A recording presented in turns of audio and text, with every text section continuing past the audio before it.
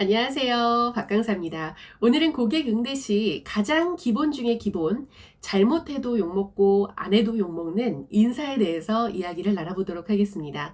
선생님 서비스 현장에서 고객 대면할 때 인사를 하실 때 보통내, 목내, 정중내 중에서 어떤 인사를 하시나요? 또한 인사는 말이 먼저예요? 행동이 먼저예요? 눈을 마주치시면 즉시 인사하시나요? 아니면 일정 거리에 다가오면 하시나요? 그럼 어느 거리에서 하시는데요? 이렇게 물어보니까 헷갈리시죠? 우리가 서비스 현장에서는 당연히 하고 있지만 잘못하고 있는 경우도 많고 또 현장에 맞지 않은 인사교육을 받을 때도 많아요. 제가 서비스 교육을 받을 때 그랬어요. 현장 상황을 고려하지 않고 FM적인 그 정통 예절 있잖아요. 안녕하십니까? 어서 오십시오. 뭐 이렇게 응대하는 인사교육을 들으면 저 사람 현장 모르네 라고 하면서 교육을 안 듣게 되더라고요. 실제로 현장에서 고객과 처음 대면했을 때 보통 우리는 무엇을 하는 것이 예의죠? 인사죠. 그런데 인사는 고사하고 찾으시는 거 있으세요? 어떻게 오셨어요? 라고 하면서 용건부터 확인하는 분들도 많아요. 또 인사를 한다지만 허공에다 대고 인사를 하는 경우도 많은데요. 한 사람이 인사를 하면 다른 직원들은 떼창을 하면서 인사하는 가게들도 많죠. 마치 이라시아이마세 하는 것처럼요. 가게 컨셉이 그렇다면 뭐 그렇게 인사하는 것이 잘못됐다라고는 할 수는 없지만 사실 그러한 인사를 받으면 고객들이 나에게 정중하게 인사를 해주는구나 라는 인상을 주기는 어려울 것 같습니다. 그렇다면 고객이 처음 서비스에 노출되는 그 순간 고객에게 긍정 기억을 남기는 직원의 첫 인상인 인사는 어떻게 하면 좋을지에 대해서 이야기를 나눠보도록 하겠습니다. 우리나라에서는 인사를 크게 세 가지로 나누고 있죠. 목내, 보통내, 정중내입니다. 그렇다면 고객을 첫 대면하는 순간은 우리는 어떤 인사를 하는 게 좋을까요? 저는 굳이 나누자면 목내에 가깝다라고 이야기를 드리는데요. 그렇다면 지금 이 영상을 보고 계시는 우리 선생님들께서 목내 한번 해보시겠습니까? 하나, 둘, 셋, 목내. 혹시 이렇게 하신 분 있으세요? 목내는 목으로 인사해서 목내가 아닌 건 아시죠? 목내는 바로 눈목자를 사용해서 목내거든요. 그래서 고객에게 눈을 마주치는 그 순간 고객과 눈을 바라보면서 하는 것이 목내이고요.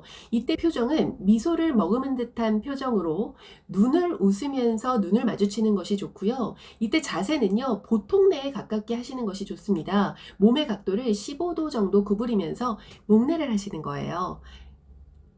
이렇게요. 그래서 제가 CS 교육을 할 때는 좋은 인사는 목내와 보통내를 합쳐서 인사를 하시는 것이 가장 현장감 있는 인사입니다 라고 제안을 드리거든요. 우리나라에서 서비스를 잘한다는 호텔리어나 혹은 승무원들의 인사를 봐도요, 눈은 끝까지 마주치면서 웃으면서 이렇게 몸의 각도를 구부리면서 인사하는 것을 보실 수 있으셨을 겁니다. 안녕하십니까? 어서 오십시오. 안녕하십니까? 하는 거 보신 적 있으시죠? 그렇다면 인사는 말과 행동 중 어떤 것이 먼저일까요? 보통 면접기법에서 인사말을 선창 후에 그리고 천천히 인사한다 라고들 많이 가르치시는데 예를 들면 이런 거예요. 안녕하십니까? 이렇게 인사하는 모습들을 말하는 건데요. 그렇게 인사를 정통적으로 하는 것도 중요하지만 사실 서비스 현장에서 모든 고객들에게 그렇게 인사하는 것은 사실 어려워요. 그래서 저는 말과 행동을 같이 해도 좋다라고 설명을 해드리거든요. 따로 해야 되는 경우는요, 고객과 응대자의 거리에 따라서 구분되어야 된다고 생각해요.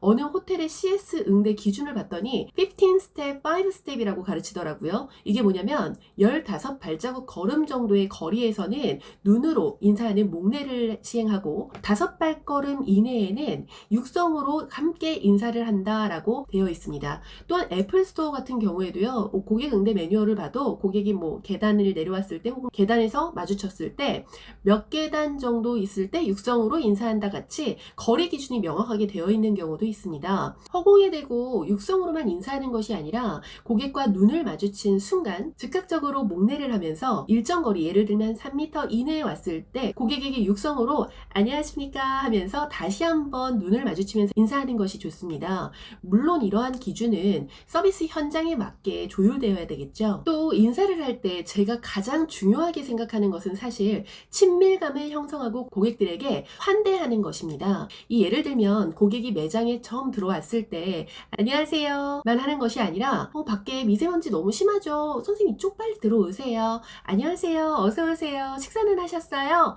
처럼 인사 플러스 부담스럽지 않은 스몰 메시지를 전달해 주시면 더욱 친근하고 특별한 긍정 기억을 줄 수가 있습니다. 스몰 메시지는 환경, 상황, 시점별로 유연하게 고객에 따라서 달라져야 되거든요. 예를 들면 아기가 정말 예쁜 옷을 입었네요 같이 동반 자녀를 칭찬한다든지 밖에 너무 춥죠 같이 안부 인사를 이야기를 해주시면 좋을 것 같아요. 그리고 정말 중요한 인사 팁을 하나 알려드리자면요, 고객에 따라서 똑같은 인사를 하더라도 다른 느낌을 주는 것도 필요해요. 처음 맞이하는 신규 고객 같은 경우에는 안녕하세요, 어서오세요 같이 부담스럽지 않게 차분하고 상냥하게 다가가는 것이 필요하고요. 반면 일전에 방문한 경험이 있거나 단골 고객 같은 경우에는 고객을 기억해 주면서 안녕하세요, 또 방문해 주셨네요, 감사합니다 같이 반가움을 표시해 주세요. 단골 고객인데 신규 고객하고 똑같이 인사를 하잖아요. 그럼 단골 고객은 무지 서운해요. 고객이 누구나 본인이 아무나이고 싶어 하는 사람은 없거든요. 그럼 고객과 눈을 마주칠 때마다 인사를 해야 되나요? 하고 생각하시는 분들이 있으실 텐데요.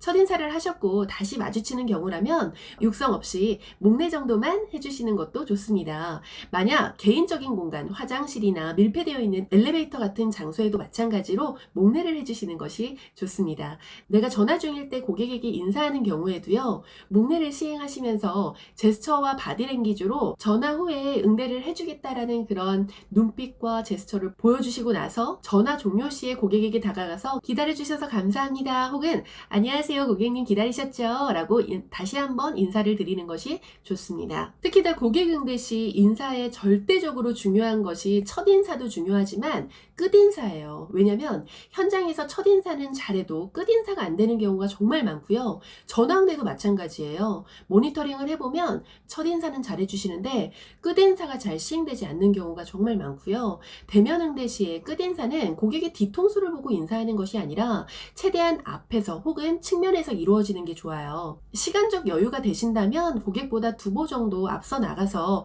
문을 먼저 잡아준다든지 문을 열어주면서 감사합니다, 또 오세요 같은 인사말과 함께 고객을 배웅하는 것이 좋습니다. 끝인사도 마찬가지로 고객에게 좋은 기억을 심어주기 위해서 스몰 메시지, 감사 인사나 덕담을 해주시는 것이 좋아요. 감사합니다, 감기 조심하세요, 감사합니다, 길 미끄러우니까 조심해서 가세요 같이 한마디 더 해주시는 것이 아주 좋은 끝인사가 될 것입니다. 마지막으로 우리가 정중례를 해야 되는 경우도 있어요. 정중례는 몸의 각도를 45도 정도로 아주 깍듯하게 몸의 각도를 기울이고 정중하게 인사하는 것을 말하는데요. 큰 감사를 표현하거나 정중하게 사과를 해야 되는 경우에는 이렇게 정중례로 표현합니다. 특히 고객에게 사과를 할 때는 정중하고 예의를 다 갖추어서 인사하는 모습을 보여줄 필요가 있어요. 그럼 인사를 잘한다면 고객이 만족한다 라고 생각하시나요? 제가 초반에 이번 영상으로 인사를 드릴 때 이렇게 말씀드렸죠. 잘못해도 욕먹고 안 해도 욕먹는 인사라고요. 잘하면 기본이지 만족의 요소가 될 수는 없어요. 즉 인사는 선택이 아니라 서비스 필수 요소라고 생각하시면 좋을 것 같아요. 인사의 행위를 했는가 안 했는가 보다는 어떻게 어떠한 마음으로 전달했는가가 참 중요한데요. 바로 인사는 마음에서 우러나오는 인사가 가장 좋은 인사가 아닐까라는 생각이 듭니다. 여러분들의 성장과 성공을 뜨겁게 응원하는 박강사였습니다. 감사합니다.